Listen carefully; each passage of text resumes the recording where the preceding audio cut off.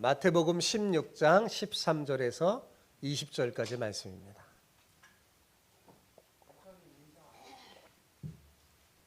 인사 안 했어요? 죄송합니다. 주님의 마음으로 환영합니다. 주님의 마음으로 사랑합니다. 우리 서로 들어보면 인사합시다. 주님의 마음으로 사랑합니다. 네, 알려주셔서 고맙습니다. 제가 깜빡깜빡하네요. 그래요. 네, 하나님의 말씀 마태복음 16장 13절에서 20절까지 말씀입니다. 제가 한 절 읽고 여러분 한 절 읽고 교독합시다. 예수께서 빌립보 가이사랴 지방에 이르러 제자들에게 물어 이르시되 사람들이 인자를 누구라 하느냐?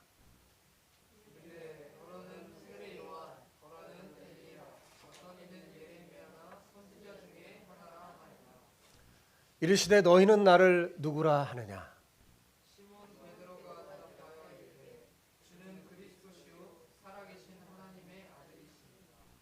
예수께서 대답하여 이르시되 바요나 시몬아 내가 복이 있도다. 이를 내게 알게 한 이는 혈육이 아니요 하늘에 계신 내 아버지시니라.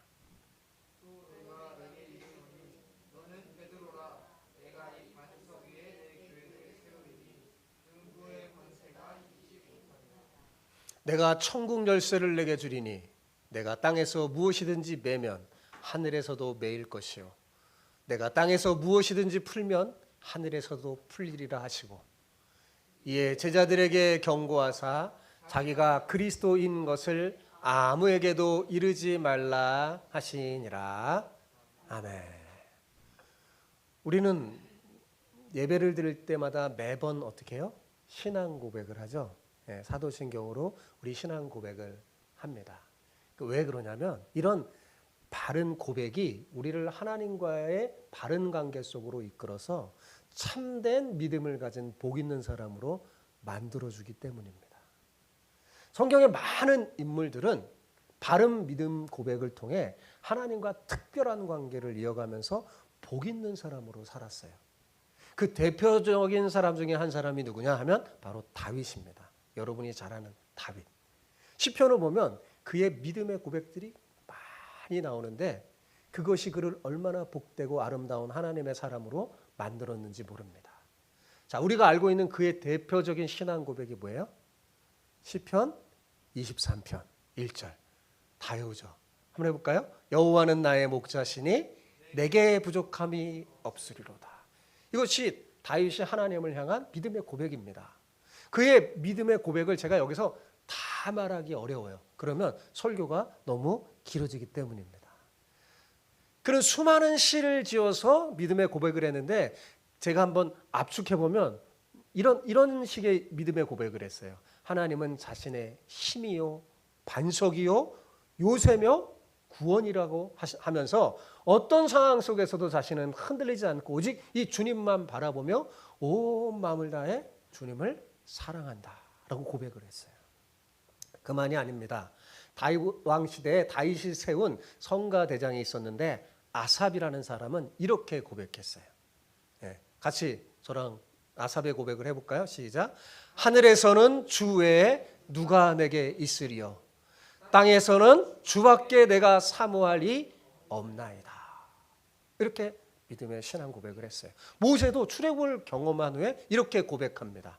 자, 같이 한번 모세의 고백을 같이 해봅시다. 시작. 여호와는 나의 힘이요 노래시며 나의 구원이시라. 그는 나의 하나님이시니 내가 그를 찬송할 것이요 내 아버지의 하나님이시니 내가 그를 높이리로다. 이 얼마나 아름답고 귀한 신앙 고백입니까? 모세는 사실 이거를 아예 실 길게 적어서요 백성들에게 노래하게 가르쳤어요. 진정으로 하나님을 믿고 사랑하는 사람들만이 이런 고백을 드릴 수 있죠. 이런 바른 신앙 고백이 우리를 하나님과 깊은 인격적인 관계 속으로 이끌어서 하나님의 선하심과 인자하심을 맛보면서 복된 하나님의 사람으로 만든다는 사실입니다. 여러분 우리가 읽은 본문에도 이런 믿음의 고백이 나오죠. 그 유명한 누구의 고백이에요? 베드로의 신앙 고백. 뭐 처음 듣는 것처럼 예, 베드로의 신앙 고백 유명하잖아요. 그죠? 베드로는 너희는 나를 누구라 하느냐라는 이 예수님의 질문에 이렇게 신앙 고백했어요. 주는 그리스도시요 살아계신 하나님의 아들이시니라 라고 신앙 고백했습니다. 그는 이 신앙 고백을 통해 예수님과 더 깊은 관계로 들어가서 결국에는 주님이 세운 교회의 충성스러운 일꾼이 돼서 하나님 나라를 확장하는 데 앞장서는 그런 복된 사람이 됐습니다. 여러분, 믿음의 고백이 중요한 이유가 바로 여기에 있어요. 자, 오늘 여러분 제 말씀을 통해 또 제가 설교하는 걸 통해 도전을 받길 바랍니다. 도전을 받아서 여러분도 삶 속에 아름다운 신앙 고백하는 복 있는 사람이 됐으면 좋겠어요. 어느 순간 하나님을 향하여 여러분의 믿음의 고백들이 좀 사라졌다면 오늘 말씀을 통해 생각나고 도전을 받아서 여러분도 그렇게 하나님 앞에 믿음의 고백을 하는 사람이 되기를 축복합니다. 옆 사람에게 오늘 축복하며 이렇게 인사합시다. 믿음의 고백을 통해 크게 믿음의 고백을 통해 복 있는 사람으로 살기를 축복합니다. 자, 그렇게 인사해 봅시다. 시작. 믿음의 고백을 통해 복 있는 사람으로 살기를 축복합니다. 자, 시작. 복 있는 사람으로 살기를 축복합니다. 네, 여기에 집중해 주시기 바랍니다. 저를 쳐다보고 집중해 주시기 바라요. 자, 이 본문의 핵심 주제는요, 예수님이 누구신가와 관련된 내용이에요. 그래서 본문을 제가 이렇게 딱 읽은 거를 딱 세부적으로 보면 세 가지로 이렇게 문단을 나눌 수 있어요. 세 가지로 내용이 전개되는데 처음에는 첫 번째는 뭐냐면 일반 사람들이 예수님에 관한 생각에 대한 내용이에요. 두 번째는 뭐예요? 예수님에 대한 제자들의 대답이 나오죠. 그리고 마지막 세 번째는 그걸 다 듣고 나서 주님이 하신 말씀이 나옵니다. 이 세 번째가 사실 가장 중요해요. 자, 13절을 볼까요? 자, 13절 같이 읽어봅시다. 예수께서 빌립보 가이사랴 지방에 이르러 제자들에게 물어 이르시되 사람들이 인자를 누구라 하느냐. 자, 이번에는 예수님이 제자들을 빌립보 가이사랴 지방으로 데려가셨어요. 성경에 보면 가이사랴 빌립보라고도 하고 빌립보 가이사랴 똑같은 말이에요. 자, 오늘날 이곳 지명이 뭐냐? 바니아스예요. 원래 이곳은요, 그리스 신들 중에 판신이라고 있어요. 판신을 섬기는 곳으로 그 옛날에 그곳의 지명의 이름이 뭐냐면 파네아스였어요. 파네아스. 이곳은 판신을 섬기는 곳이다. 그래서 지역 이름이 파네아스예요. 그래서 오늘날 그 말과 비슷하게 발음해서 바니아스라고 해서 오늘날 지명이 바니아스예요. 판신 여러분 아십니까? 예. 판신은요, 상반신은 사람이고 하반신은 염소의 모습으로 한 목동신이에요. 그리고 뿔이 이렇게 탁 달려 있어요. 예. 그런데 헤롯 대왕의 아들인 빌립이 이곳을 맡게 됩니다. 로마 황제가 이렇게 지역을 나눠서 헤롯 대왕의 빌립이 이곳을 맡게 되자 이 로마 황제를 기르기 위해서 이 빌립이 도시를 재정비해서 빌립보 가이사라라고 개명한 거예요. 예. 그래서 그 도시 이름이 빌립보 가이사라가 됐어요. 문제는 이미 자기 아버지인 헤롯 대왕이 그도 역시 로마 황제를 기르기 위해서 갈릴리와 예루살렘 중앙쯤 있는 지중해 해변에 가이사라는 도시를 세웠다는 데 있습니다. 이름이 똑같잖아요. 가이사라. 그래서 빌립은 이것과 구별하기 위해서 자기 이름 빌립을 슬쩍 집어넣고 로마 황제를 가리키는 가이사를 넣어서 빌립보 가이사라라고 한 거예요. 참 우습죠. 부전자전인 것 같아요. 얼마나 로마 황제한테 아부를 잘해야지 자기가 아주 편하고 권력을 누리니까요. 그렇게 한 거예요. 우리나라 일제 강점기로 말하자면 일본 총독에게 잘 보기 위해서 신도시를 말하자면 건축한 것과 하고 똑같아요. 그리고 빌립은 그것을 자기의 중앙 도시로 서울로 삼았어요. 그러니 이 도시가 얼마나 잘 만들어졌겠습니까? 요즘으로 말하면 빌립보 가이사라는 미국의 뉴욕처럼 무역이 활성화되고 외국인들과 내국인들이 많이 섞여 살면서 문화가 발달한 국제도시라고 할 수 있습니다. 이 도시는 자연스럽게 우상 숭배가 들끓었어요. 여러 사람들이 오면, 헬라 사람들도 오면서 정말 온갖 우상이 들끓는 도시가 이 빌립보 가이사랴였어요. 당시 널리 알려진 신전만 해도 4개입니다. 신전을 세워서 막 우상에게 제사 드리는 거죠. 대표적인 신전이 아까 말하는 판신전이에요. 이곳은 원래 신을 섬기던 곳이기 때문에 판신전을 비롯해서 로마 황제 가이사를 위한 신전이 그 옆에 있고, 그리고 제우스 신전, 그리고 네메시스 신전이 있습니다. 이게 유명한 4개의 신전이 붙어서 있어요. 예, 네메시스 잘 모르죠? 네메시스는 날개 달린 여신인데 일반적으로 운명의 여신이라고 불립니다. 예, 사람들의 운명을 다 주관하는 운명의 여신이라고 불려요. 이 4개의 신전 앞에서 사람들은 그 우상을 숭배하면서 어떻게 하면 더 많은 재물을 축적하고 더 많은 향락을 즐길 관심을 기울이며 살아가고 있었어요. 그런데 뜬금없이 예수님이 자신의 주 활동 무대였던 갈릴리, 그죠? 그 갈릴리 호수에서부터 북쪽으로 한 40km 정도 떨어진 이곳에 제자들을 데리고 오는 거예요. 그러면서 질문을 던지는 거죠. 사람들이 나를 누구라 하더냐? 이렇게 질문한 겁니다. 예수님은 왜 제자들을 굳이 이곳 먼 곳까지 데리고 오셔서 이런 질문을 하시는 걸까요? 예수님은 그냥 하시는 적이 없어요. 다 깊은 의도가 있고 이유가 있습니다. 뭔가 예수님이 제자들을 데리고 중요한 말씀을 하실 것 같은데, 그리고 마태복음 쭉 가면 예수님의 여정 속에서 절정에 해당하는 겁니다. 16장은 굉장히. 그래서 예수님이 이제 십자가를 지심을 앞두고 너무 중요한 얘기를 하려고 하는 것 같은데, 그렇다면 좀 조용한 곳, 예를 들어서 마가의 다락방 같은 데서 탁 모여놓고 하면 좋잖아요. 그렇게 할 수도 있었는데 왜 하필이면 우상 숭배로 가득한 빌립보 가이사라로, 그것도 오랫동안 걸어서 한 2, 3일 걸렸을 거예요. 40km 정도 됐으니까. 왜 거기서 말씀하는 걸까요? 여러분, 사실 이거는 되게 이상한 거예요. 왜냐하면 예수님의 최종 목적지가 어디냐면, 예수님이 지금 어디로 제자들 데리고 가려고 하면 어디로 가려고 하는 것 같아요? 예루살렘으로 가려고 하는 거예요. 왜? 그곳에서 고난을 받아 우리를 위해서 십자가에 달려 돌아가시려는 것이 예수님의 목적이었습니다. 그래서 예수님은 이제 예루살렘을 향한 여정을 하는 거예요.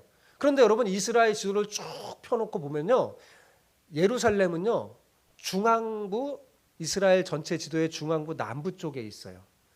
갈릴리는 북서쪽에 있으니까요. 갈릴리 호수 중간 위에 북서쪽에 있으니까 어떻게 하면 됩니까? 내려와야 되잖아요. 그죠? 지금 예수님은 갈릴리 호수 그쪽에 있었으니까 내려오면 되는데 오히려 어떻게 하면 더 올라간 거예요. 거기서부터 더 40km 정도 더 올라갔어요. 왜 그러셨을까요? 일부러 그러신 겁니다. 이 장소가 제자들에게 자신이 누군지 가르치기에 아주 적합한 곳이었기 때문입니다. 누구나 다 이런 곳에 서면 위축되고 거대한 우상 앞에서 시선을 빼앗길 수밖에 없는 상황이죠. 당시 얼마나 그 휘황찬란하게 딱 해놨겠어요. 그럼 눈에 거기 다 휘둘려서 아마 예수님 잘 안 보일지도 모릅니다. 그런데 예수님은 일부러 이곳에서 묻는 거예요. 사람들이 나를 누구라 하느냐? 왜 그러냐면 예수님이 이곳에서 제자들을 향한 그 믿음을 더 굳게 세워주고 싶었던 것입니다. 본문을 잘 보면 예수님은 그냥 사람들이 나를 누구라 하느냐 이렇게 묻지 않고 어떻게 했어요? 사람들이 인자를 누구라 하느냐 이렇게 물었죠. 그죠? 같은 의미이지만 뉘앙스가 다른 겁니다. 우리말 성경에 인자라고 번역된 말을 정확하게 직역하면 이런 거예요. 그 사람의 아들. 인자는 사람의 아들, 한자어잖아요. 근데 사실은 정확하게 이게 우리는 관사를 막 붙여갖고 얘기를 잘 안 하니까 한 사람을 가리키는 거예요. 그 사람의 아들. 정관사 그가 붙어있는 단어입니다. 이 말은 다니엘 7장 13절에 나오는 단어로 유대인 사회에서 메시아로 통합니다. 메시아를 뜻하는 거예요. 누구를 뜻하는 거라고요? 메시아. 인자 그러면 메시아예요. 그러니까 자, 그런데 예수님이 사람들이 나를 인자를 누구라 하느냐 그랬어요. 근데 빌립보 가이사라에 사는 사람들 대부분은 로마 황제를 메시아로 여겼어요. 로마 황제를 주라고. 신전까지 여러분 로마 황제를 위한 신전이 있다니 거기 제사하고 신처럼 섬기는 거예요. 주요 메시아라고 여겼습니다. 예수님은 바로 여기서 사람들이 자신을 누구라고 물으신 거죠. 이를 통해서 자신이 메시아임을 더욱더 분명히 알려주시려고 하신 겁니다. 그러니까 이곳은 진정한 왕권을 누가 갖고 있는가 물어보기에 정말 적합한 장소겠죠. 눈에 보이는 것만 놓고 보면 어때요? 로마 황제가 통치자고 대단한 것처럼 보이잖아요.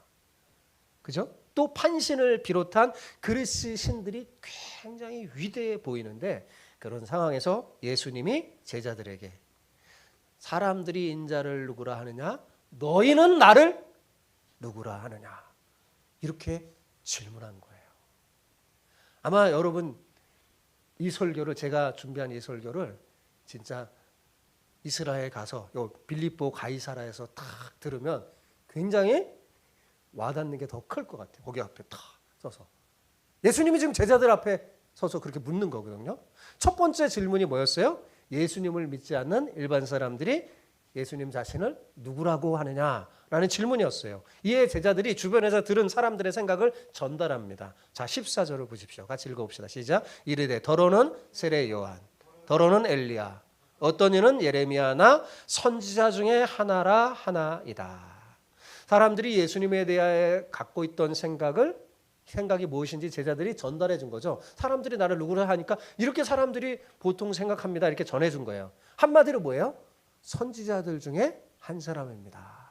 유명한 구약의 선지자들을 쭉 나열해서 이런 사람 중에 한 사람이다. 이렇게 사람들이 여겼다는 거죠. 굉장히 우호적인 평가였지만 예수님에 대한 정확한 이해예요? 아니에요? 아니죠. 예. 예수님은 제자가 전하는 세상 사람들의 평가에는 사실 1차적인 관심이 없었습니다. 예수님의 관심은 누구에게 있을까요? 제자들에게 있었어요. 예수님의 진짜 관심은 두 번째 질문으로 제 자신에 대한 제자들의 생각이에요. 제자들은 나를 누구라 생각하는가? 그게 예수님의 진짜 관심이었어요. 자, 15절을 봅시다. 이르시되 너희는 나를 누구라 하느냐? 예수님은 사람들이 뭐라고 하는 것에 관심이 없었어요. 제자들의 생각이 중요했죠. 그러니까 너희도 세상 사람들과 비슷한 생각이냐 아니면 또 다른 생각인지 질문한 것입니다. 그 순간 제자들이 일순간 침묵했어요. 아마도 예수님이 똑같은 질문을 자기에게 하니까 당황했던 것 같아요. 그럴 때 항상 우리의 제자, 나서기를 잘하는 제자 베드로가 긴 침묵을 깨고 진지한 목소리로 대답합니다. 어떻게 해요? 주는 그리스도시요 살아계신 하나님의 아들이시니다. 어떻게 이렇게 멋진 고백을 했는지 더 진지하게 이렇게 대답했어요. 아마 제자들도 더 감탄했을 것 같아요. 네. 근데 여러분, 자, 예수님이 너희는 나를 누구라 하느냐 했을 때 베드로에게만 질문한 건가요? 아니죠. 제자 공동체 전체에게 질문한 겁니다. 너희는 나를 누구라 하느냐 그랬어요. 그러니까 너에게 물은 게 아니라 너 베드로에게 물은 게 아니라 뭐예요? 너희에게 물은 거잖아요. 그런데 지금 유독 베드로만 대답했어요. 이것이 한편으로는 대표성을 갖고 있어서 제자들 전부 이와 비슷한 생각을 한다라고 할 수도 있겠지만 아직 대답하지 않은 다른 제자들에게도 적절한 대답을 주님은 요구하고 계시는 것이라고 할 수 있죠. 중요한 것은요, 여러분, 예수님께서 모든 제자에게 믿음의 고백을 요구하시는 거예요. 그런데 지금 베드로만 대답하는 거죠. 자, 베드로가 이렇게 말했어요. 주는 그리스도시요 그랬죠. 제가 여러 차례 많이 설명했는데 또 잃어버렸을지 모르겠어요. 그리스도라는 단어는 헬라어라고 그랬죠. 예, 그리스도. 그 헬라어를 히브리어로 번역하면 뭐냐? 메시아입니다. 그러니까 메시아라는 단어를 헬라어로 그리스도라고 부르는 거예요. 그러니까 뭐예요? 똑같은 단어죠. 그러니까 베드로가 지금 예수님을 뭐라고 부르는 거예요? 메시아요. 당신은 주님은 메시아십니다. 이렇게 한 거예요. 그리고 뭐예요? 살아계신 하나님의 아들입니다. 라고 고백한 거죠. 아까도 말했지만 빌립보 가이사라의 사람들은 대부분 로마 황제를 메시아로 고백했습니다. 그뿐만 아니라 판신을 재물과 복을 가져다 주는 풍요의 신이라고 믿었어요. 예. 농부의 신이니까요. 또한 제우스를 살아있는 하나님이라고 생각했습니다. 그리고 네메시스를 인생의 생사화복을 주관하는 행복을 가져다 주는 존재로 여겼어요. 그런데 베드로의 이 고백은 뭐예요? 이 모든 것을 다 바꾸는, 그죠? 이 모든 것을 다 뒤바꾸는 고백이었죠. 그러니까 베드로의 고백은 이런 거예요. 로마 황제가 주요 메시아가 아니라 예수님, 당신이 주님이시요 메시아이십니다. 제우스가 살아있는 신이 아니라 예수님, 당신이 바로 살아계신 하나님의 아들이라는 거죠. 재물의 풍요를 가져다주고 인생의 생사화복을 주관하는 분은 판과 네메시스가 아니라 하나님의 아들이신 예수님이라고 고백한 거예요. 그러니까 얼마나 멋진 고백입니까? 베드로의 이 신앙 고백을 듣고 이제 예수님이 정말 하고 싶었던 말씀을 합니다. 이 부분이 본문에서 사실 제일 중요한 거예요. 예수님은 세 가지로 말씀하셨어요. 첫 번째 말씀이 17절에 나오는데 같이 읽어볼까요? 자, 시작. 예수께서 대답하여 이르시되 바요나 시몬아 내가 복이 있도다. 이를 내게 알게 한 이는 혈육이 아니요 하늘에 계신 내 아버지시니라. 자, 예수님이 베드로를 향하여 뭐라고 했어요? 너는 복이 있는 사람이다 그랬어요. 네, 바요나는 요나의 아들 시모나 그러면 바는 아들이라 바요나 요나의 아들 시모나 그런 거예요. 예수님은 왜 베드로가 복이 있다고 하는 걸까요? 왜? 그건 예수님 베드로와 예수님과의 관계가 이전과 이제 다른 모습이 되었기 때문입니다. 그가 이런 신앙 고백을 하는 순간 베드로와 예수님과의 관계는 이전과 다른 관계가 됐어요. 지금 상황을 여러분 잘 살펴보세요. 현실적으로 바뀐 게 있나요? 아무것도 없어요. 현실적으로 바뀐 거는요. 지금 베드로가 처해 있는 상황 아무것도 바뀐 게 없습니다. 그런데 딱 한 가지 예수님을 향한 베드로의 마음이 바뀌었어요. 예수님의 질문에 여러분 예수님이 너희는 나를 누구라 하느냐 그 질문에 베드로가 순간 깨달음이 생긴 거예요. 주님이 누구시지? 예수님이 어떤 분인지 깨닫게 된 겁니다. 그리고 그것을 입술로 고백하게 됐죠. 예수님은 그것을 복이 있다고 하는 것입니다. 그러면서 이렇게 부연 설명을 했어요. 이것을 내게 알게 한 이는 혈육이 아니요. 뭐요? 하늘에 계신 내 아버지시니라 라고 말했어요. 그러니까 무슨 말이에요? 하나님께서 베드로의 마음을 만져서 깨닫게 해주시고 베드로의 입술을 변화시켜 주셨기 때문에 베드로가 지금 복 있는 사람이 됐다는 거죠. 그죠? 그러니까 실제로 베드로가 복이 있게 된 이유는 하나님께서 베드로에게 은혜를 베풀어 주셨다는 말입니다. 이 말은 여러분 우리 모두에게 해당되는 거죠. 그러니까 여러분은 복 있는 사람이에요. 여러분이 어떻게 예수님을 믿고 예수님을 구주로 받아들이고 믿게 되는가? 그것은 이 세상의 어떤 박사나 사람이나 혈육이 아니라 누구라고요? 하나님 아버지. 그분이 여러분의 마음을 만지시고 은혜를 주셨기 때문에 우리가 믿게 된 거예요. 그래서 제가 믿음은 선물이라고 하는 거잖아요.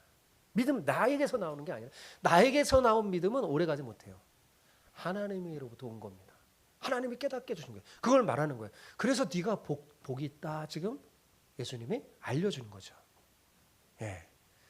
여러분 사람은 아무리 은혜를 많이 받고 설교 말씀을 많이 들어도 마음이 잘 안 바뀝니다. 바뀌기가 어려워요. 사실 우리는 내 옆에 있는 사람을 향하여 마음 바뀌는 것도 쉬워요, 어려워요?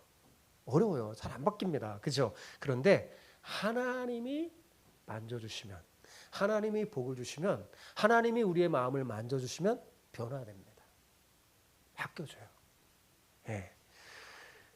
여러분 하나님이 우리에게 복을 주시면 우리의 입술이 복된 입술로 믿음의 고백을 하는 입술로 바뀝니다. 상황이 바뀌었기 때문이 아니라 누가 해주시는 거예요? 하나님이 바꿔주시는 거예요. 하나님이 그 마음을 만져주셔서 입술의 고백을 하게 된 겁니다. 이것이 예수님이 하신 첫 번째 말씀이에요. 그러니까 베드로만이 아니라 누구도 예수님을 주님이시오 그리스도요 하나님의 아들로 믿는 사람은 다 어떤 사람이에요?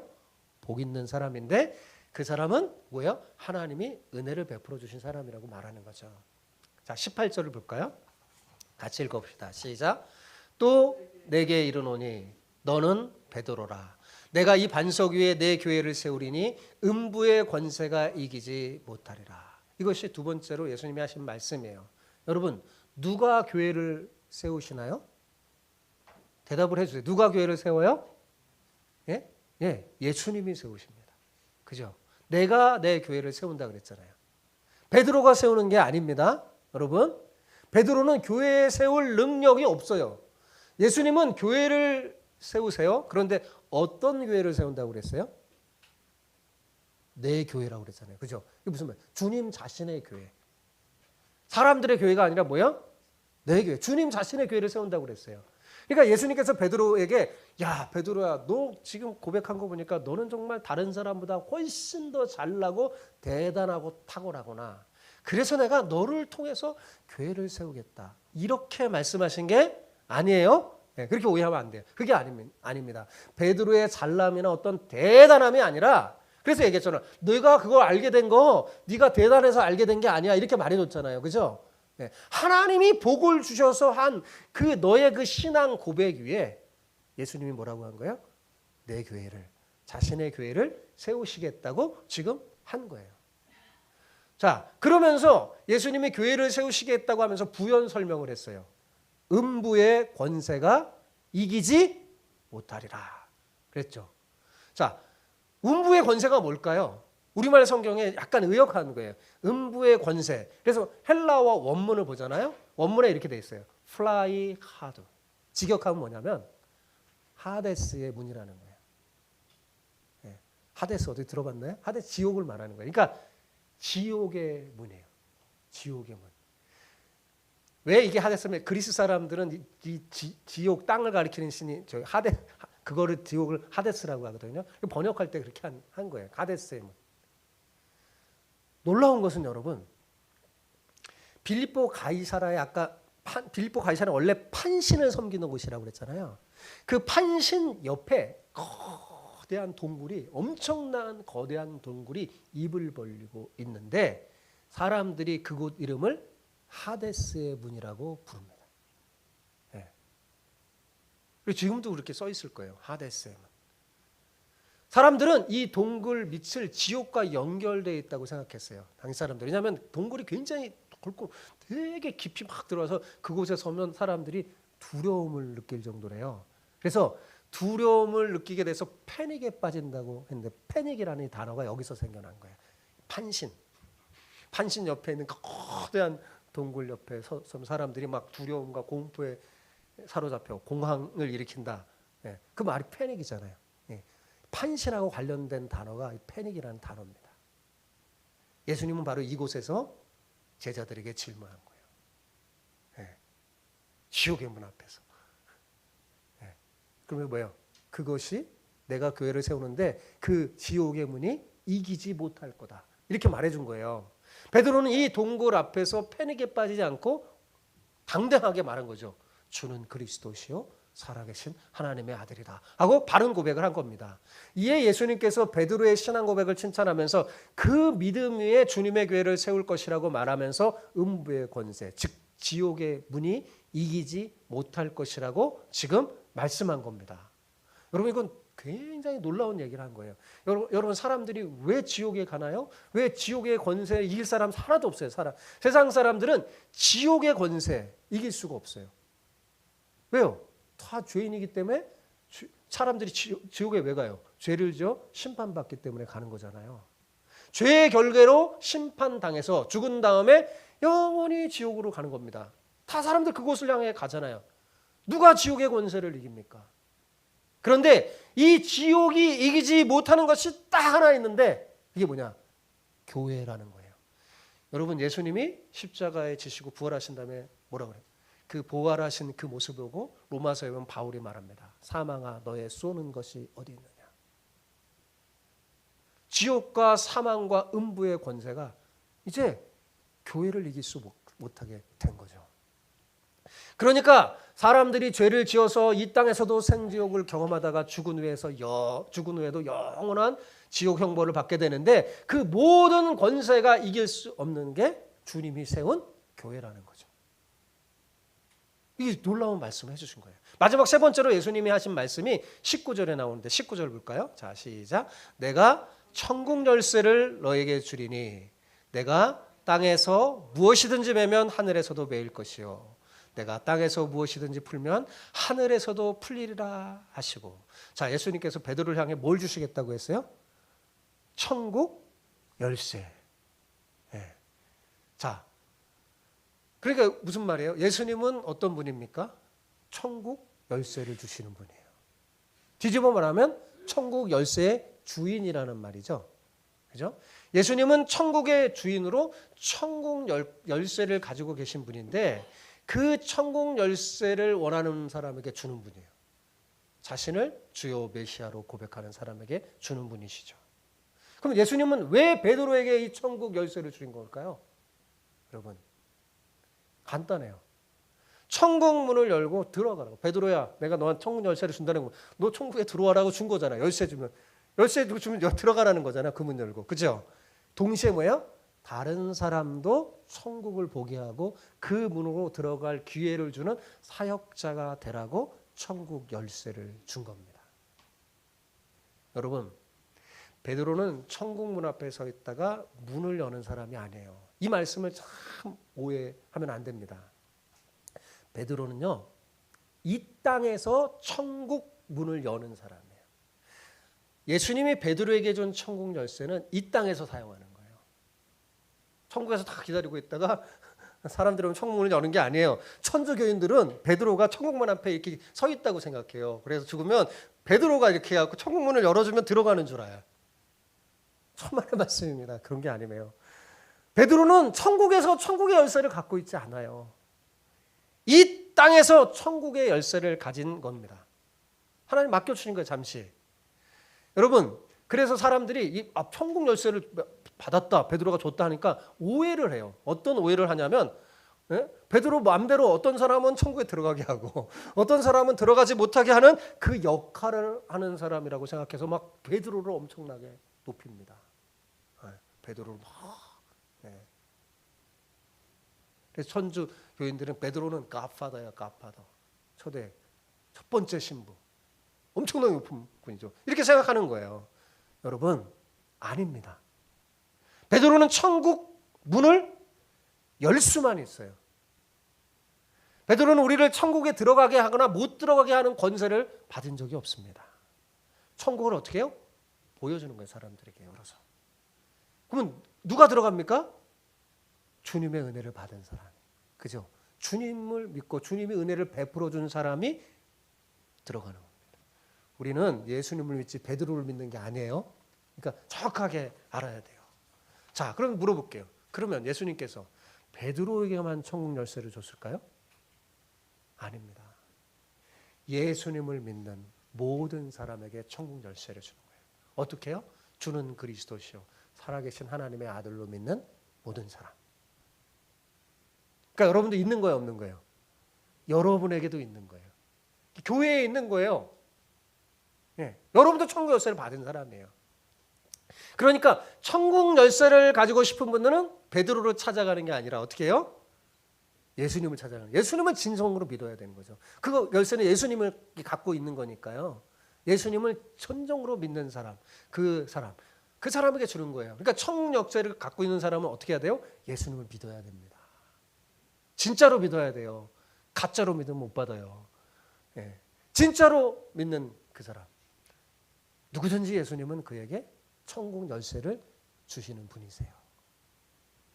자, 오늘 말씀을 정리해 봅시다. 여러분, 제가 마태복음을 여러분에게 강의하며 설교할 때 여러분에게 처음으로 이런 말을 했어요. 여러분이 마태복음을 읽을 때 예수님은 누구신가라는 질문을 던지면서 마태복음을 읽으라고 했어요. 그죠? 예수님은 누구신가? 그러면 마태복음이 여러분에게 예수님이 누구신지 대답해 줄 것이라고 제가 말했습니다. 예. 여러분이 마태복음 복음서를 읽을 때 예수님은 누구신가 질문하며 읽으면 훨씬 더 다가옵니다. 아, 예수님이 누구시지? 질문하면 그럼 예수님이 누구신지 알려주세요. 예를 들어서 예수님은 참된 안식을 주시는 분이죠. 안식일의 주님입니다. 그러니까 계속해서 마태복음 보면 예수님이 어떤 분인지 계속 알려줘요. 우리가 질문하면. 오늘 본문은 어떻게 알려주나요? 오늘 본문은. 자, 첫 번째로 예수님은 우리의 믿음 위에 교회를 세우시는 분이라고 대답해줘요. 예수님이 누구시냐? 교회를 세우시는 분이에요. 우리의 믿음 위에. 그죠? 예수님이 우리의 믿음 위에 세우신 그 교회는 음부의 권세가 도무지 이길 수 없기 때문에 우리는 더 이상 이제 죄의 종로를 타거나 사망의 종로를 타지 않고 음부의 종로를 할 필요가 없습니다. 죽음을 두려워하지 않죠. 예수 믿는 사람은 죽음을 두려워하지 않습니다.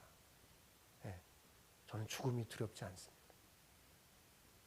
네, 그 권세를 뛰어넘는 걸 저에게 주셨기 때문에. 그죠? 예수님은 바로 우리의 믿음 위에 교회를 세워주시는 분이에요.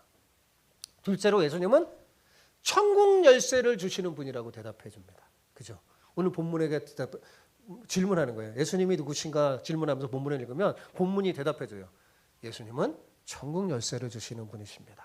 이렇게 대답해 줘요. 그죠? 우리가 예수님을 믿고 믿음의 고백을 하는 복 있는 사람이 되면 예수님은 우리에게 뭘 주세요?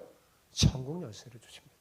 그러면 우리는 주님이 주신 그 천국 열쇠를 가지고 지옥 문을 여는 게 아니라 어디 문을 열고? 천국 문을 열고 천국으로 들어가는 사람이에요. 그런데 너 혼자만 들어가지 말고 다른 사람들로 들어가게 하기 위해서 열쇠를 맡긴 거예요. 아시겠어요? 네? 그래서 교회의 열쇠를 맡긴 거예요. 그래서 교회가 세상의 희망인 겁니다. 믿는 여러분이 세상의 빛이요 희망인 거예요. 여러분 정말로 중요한 건 뭐냐면 우리가 도대체 예수님이 누구라고 고백하는 것입니다. 여러분은 예수님을 누구라고 고백합니까? 예수님이 어떤 분이신가요? 주님께서 여러분에게 어떤 은혜를 베푸셨습니까? 예수님께서 여러분에게 어떤 말씀을 주셨어요? 여러분은 예수님을 누구라고 고백합니까? 또 사람들에게 어떻게 소개하겠습니까? 이게 중요해요. 요즘 다니엘 기도를 하는데 거기에 나온 강사들의 그 간증을 들어보면 저마다 자기가 만난 하나님에 대해서 신앙 고백한다는 것을 알 수 있습니다. 어떤 사람은 위로의 하나님을, 어떤 사람은 기적의 하나님을, 어떤 사람은 낙담 속에 용기를 주신 하나님을 고백합니다. 저마다 다양하게 고백을 하는데 하나님은 한 번도 그들에게 야, 너 그것밖에 나 그 고백 못해? 이렇게 핀잔하신 적이 없습니다. 완벽하게 하나님을 고백하지 못해도 일부분 경험한 그 하나님을 고백할 때, 그 우리의 믿음의 고백을 할 때 하나님은 너무나 기뻐하십니다. 그리고 우리를 통해 일하시기를 원하세요. 하나님은 각자의 자리에서 우리가 믿음의 고백을 할 때 기뻐하십니다. 그리고 그때 우리는 더 하나님과의 깊은, 예수님과의 깊은 관계 속으로 들어가서 정말 복된 사람으로 살게 될 거예요. 여기 어린아이도 같이 드리는데 어린아이는 어린아이대로 고백하는 거예요. 예수님. 청소년은 청소년대로, 장년은 장년대로, 노인은 노인대로 각자 상황에 맞게끔 은혜와 감동을 주는 그 고백을 하시는 여러분이 되시기 바랍니다. 그게 좋아요. 고백은 꼭 말로만 하는 게 아니라요. 글로 해도 되고, 섬김으로 해도 되고, 전도로 해도 되고, 찬양으로 해도 됩니다. 여러분 모두가 다 예수님의 제자인데 감동대로 고백하는 제자가 되시기 바랍니다. 기회가 될 때마다 고백하세요. 여러분의 그 고백을 기뻐하시면서 하나님은 여러분을 위해 일하시고 여러분을 통해 역사하시고 여러분을 통해 영광 받을 것이에요. 여러분 사람과의 관계도 서로 좋은 점을 칭찬하고 정말 좋은 좋은 고백을 서로에게 나누면요, 관계가 더 끈끈해지고 삶이 아름다워집니다. 하나님과 우리의 관계는 얼마나 그럴까요, 여러분? 사랑하는 성도 여러분, 혹시 지금까지 고백 없이 신앙생활에 오지 않았나요? 그렇다면 이 시간 다시 한번 생각해보고 하나님을 향하여 여러분의 믿음의 고백을 생생하게 했으면 좋겠습니다. 예를 들어 이렇게 하는 거예요. 저는 이렇게 한번 고백해요. 주님은 소망 없이 살던 저를 불러주시고 하나님 나라를 꿈꾸게 해주셨습니다. 영원토록 저와 함께 하시는 그 주님만이 저의 소망이요 힘이시요 구원의 반석이십니다. 그런 주님을 제가 어찌 사랑하지 않을 수 있겠습니까? 온 마음과 힘을 다해 사랑합니다. 이제부터 저는 흔들리지 않고 주님이 걸어가신 그 믿음의 길을, 그리고 주께서 내게 맡겨주신 그 사명을 다하면서 기쁘게 주를 따라가겠습니다. 이렇게 고백하는 거예요. 예를 들어서 그렇게 한번 순간순간마다 여러분이 경험한 여러분의 하나님을 고백해 보십시오. 저는 여러분이 그렇게 아름다운 믿음의 고백, 신앙 고백을 하면서 살았으면 좋겠습니다. 주님께서 여러분 모두에게 복을 주셔서 여러분의 마음을 바꿔주시고 입술을 바꿔주시기를 원해요. 그래서 베드로보다도 더 온전하고 아름다운 믿음의 고백, 지금 제가 한 고백보다도 더 멋지고 깊은 하나님의 고백을 여러분이 하기를 주님의 이름으로 축복합니다. 그 믿음의 고백이 여러분을 아름답고 복된 하나님의 사람으로 만들 것입니다.